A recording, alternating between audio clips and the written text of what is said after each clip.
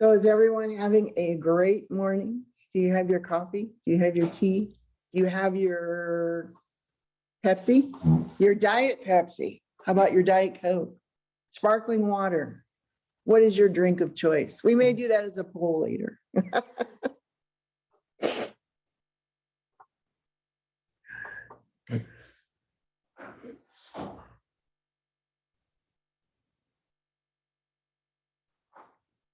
Oh, no diet drinks. Okay.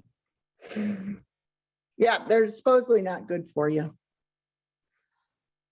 Well, they aren't good for you, I guess. Iced tea. Depends on who you ask. Yeah.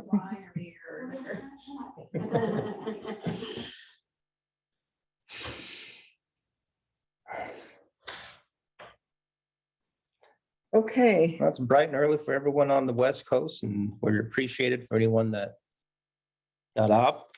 I know it's early, but I think today's going to be a good day. But we'll go ahead and get started.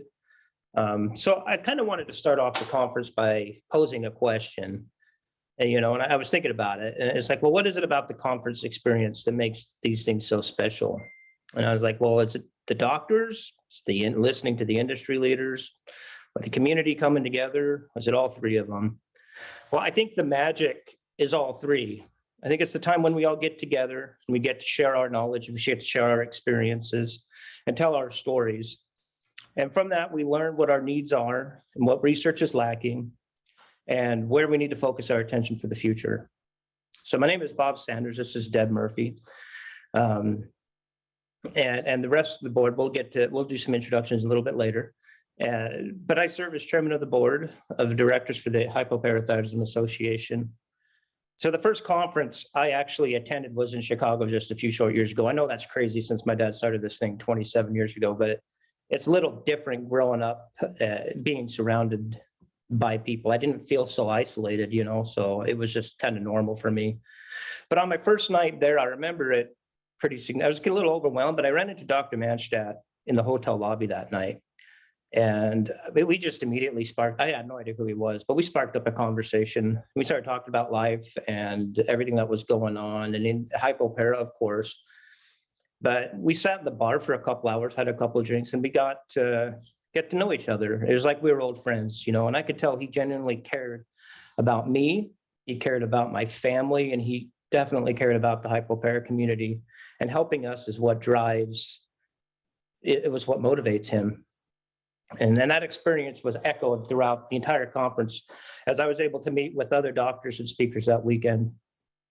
They told me the best part of the day is that time they get to spend with each of us, listening to our stories and hearing our needs. It's the question and answers. That's the bread and butter for them. The lunch and roundtables that we had, and just being able to hear our stories, because from that's where they learn what our needs are and what we lack and where we struggle and what research needs to be done, right, to keep moving this disease state forward and helping us. So these conferences are not just about education, they're about bringing all of us together to promote change and inspire each other. The most important perk of the conference, one of the most important perks of the conference, is meeting people who understand what we're going through and reuniting with old friends and forming those lifelong friendships as we visit with each other. And suddenly we're not alone in this crazy world of hypopara, as we realize that there are people just like us who genuinely care about us and our well-being. This is the magic of the conference and why so many of you come year after year.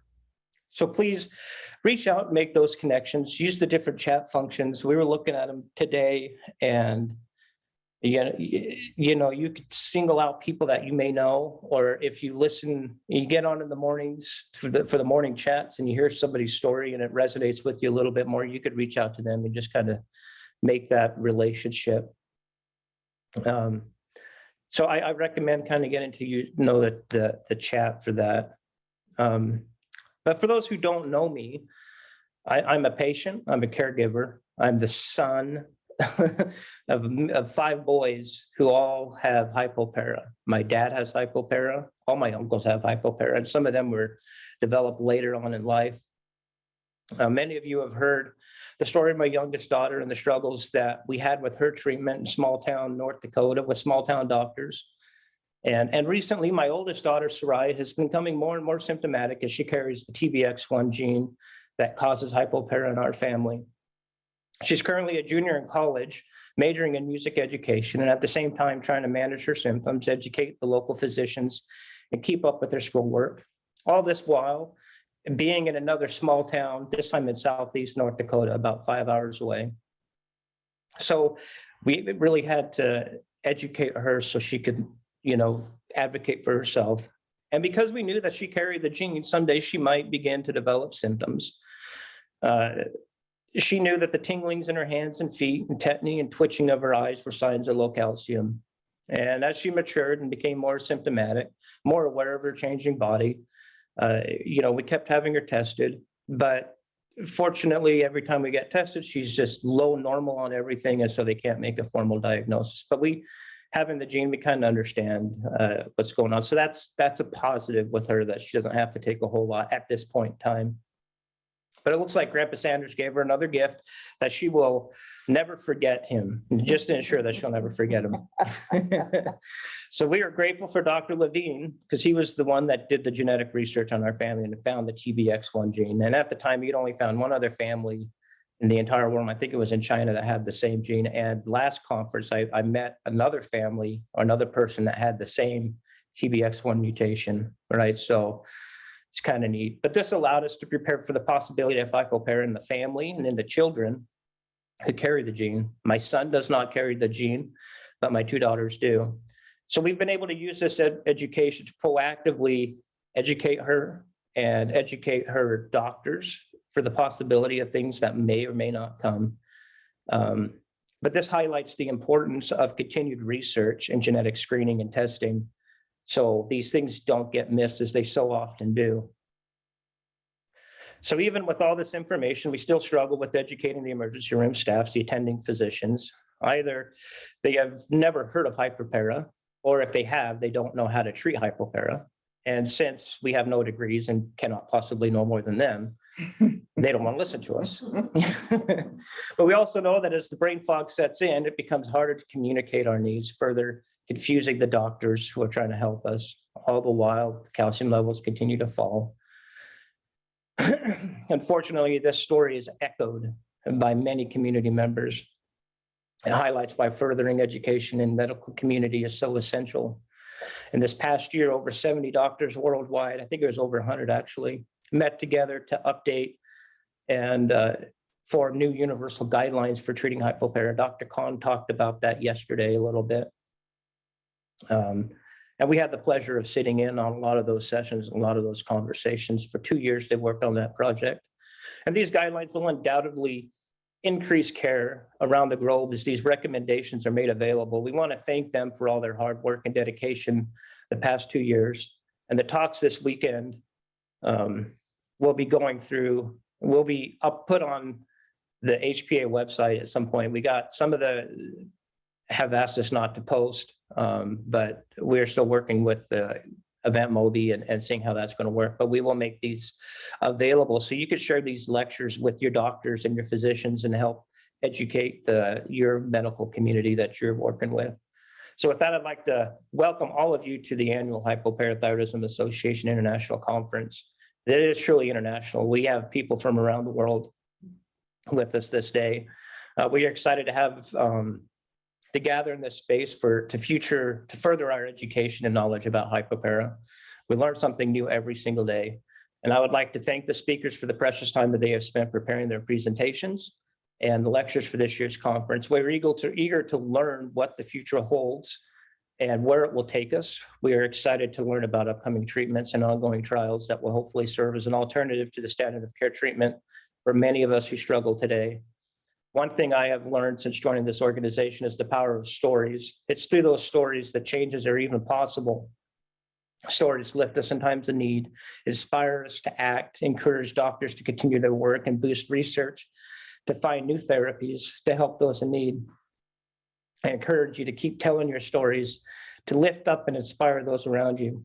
be a light in darkness. Sorry. From here, I take the time and I want to thank our board, Deb Murphy, president, Loretta Gully. She unfortunately has recently battled COVID and is recovering, thank goodness, but she was not able to be with us today. Patty Keating, she has been an absolute rock star. She's been putting on this conference since January. We started working on this, and she has been the project leader and put in so many hours. And Michelle Reyes, because she's the one that built the platform. I can't even imagine working full-time, building a platform, being part of a trial with the Transcon file, all of that. And she still managed to pull it off.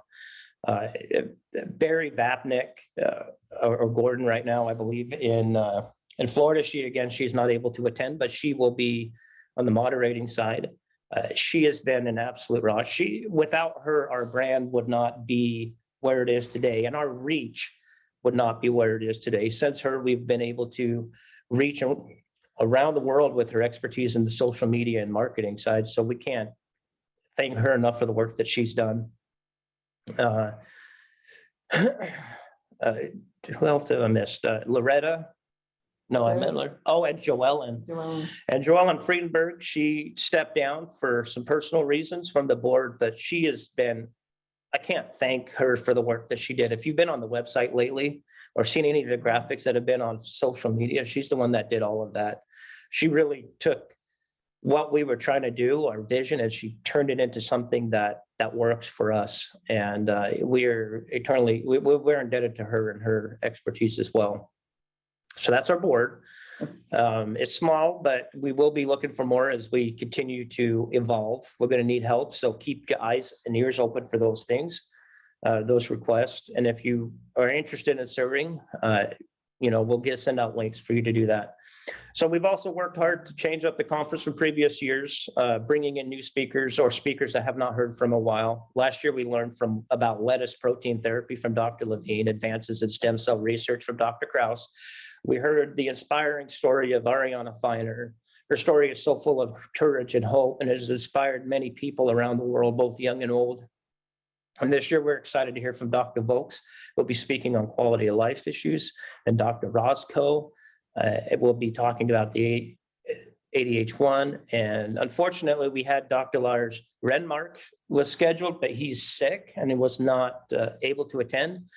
But Dr. Schoback is going to be covering his presentation later on this afternoon. We'd also like to welcome Dr. Kahn, Dr. Kohlmeyer, Dr. Gaffney, Dr. Rubin, Dr. Levine with his bow tie, Dr. Manstadt, and finally, Dr. Clark. We'd also like to thank our sponsors who are responsible for making this event happen. Sendus Pharma, Takeda, Calcilytics, Amolit. So please stop by their booths and see what they have to offer. They put a lot of hard work into those booths and make sure there's some really good information for anyone that is interested. And finally, I'd like to thank the hypopara community for their continued support with all the challenges that we have faced in the past year and a half.